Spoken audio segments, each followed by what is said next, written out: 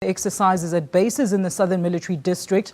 The military drills are a cause of concern in Ukraine because of the political standoff between Kiev and Moscow. The standoff is over Ukraine's Crimea region, which is currently in the hands of Russian forces. Meanwhile, Ukraine's parliament appealed to the United Nations to discuss the occupation by Russian forces of its Crimea peninsula. Ukraine said it reserved the right to ask individual countries for help in resolving the crises. And now for an understanding of the politics at play in Ukraine, we're now joined in studio by Dr. Matle Brosig, a senior lecturer in international relations at Wits. Doctor, a very good afternoon to you, and thank you for joining us on PM News. Yeah, pleasure being here. Now, Doctor, Russia is receiving threats of sanctions from all over about the Ukraine-Crimea situation. What do you tell us exactly what is happening here?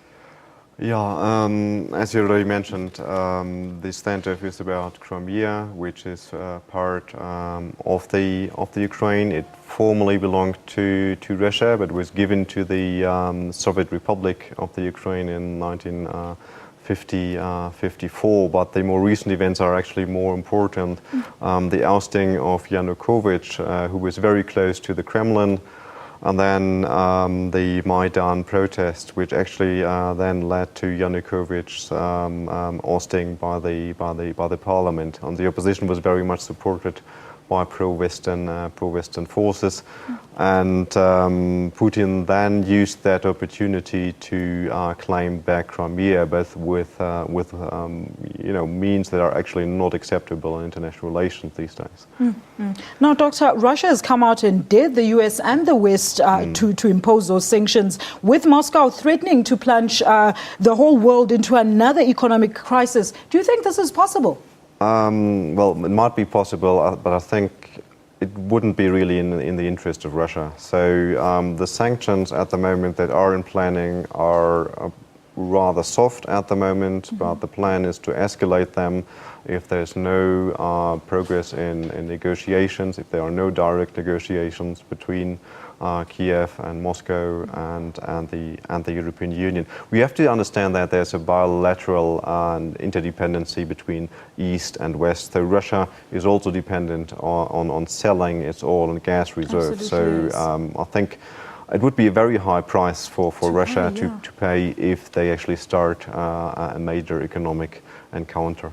All right. Now, Doctor, the issue of territory integrity is being raised now, with Russia being accused of using Ukraine's weakness to its full advantage. What do you make of this?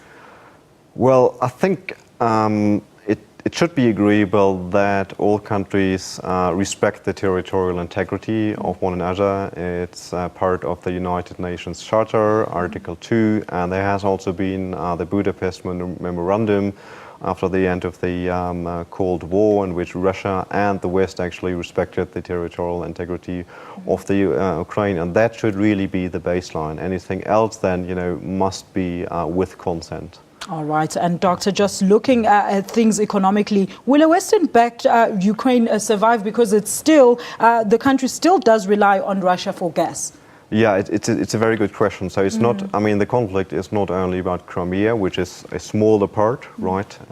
But it's also, the Ukraine is a divided country, ethnically speaking. So we have a more pro-Western ethnically Ukrainian part, and we have a more pro-Russian eastern part. Well, we don't know what Putin is actually up for in the end. Is he planning to split up the whole country? And then the big question would be, as you said, are these remaining parts then able to survive? The industrial heartland is in the east, whereas the more agricultural part is then in the west. It would certainly, be a major blow for this country. All right. Now, Doctor, of course, on Sunday, the big news that Crimea is going to vote in a referendum to choose between Russia and the Ukraine. What are the most likely scenarios that will be at play here, Doctor? I wouldn't be positive, I'm afraid. If we look at other conflicts also in Europe, like Cyprus, northern Cyprus or Georgia, Well, in the end, I think the most likely scenario is that the referendum will be positive in the sense that the majority will vote for joining Russia.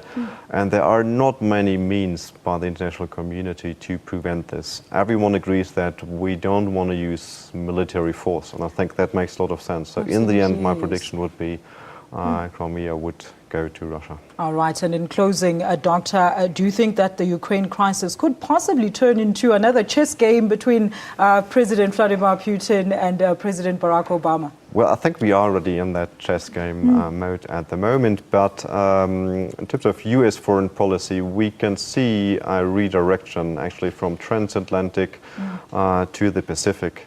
And it's quite telling to see at the moment that it's not actually the US, it's not only the US leading the Western world, but the focus is very much on Germany.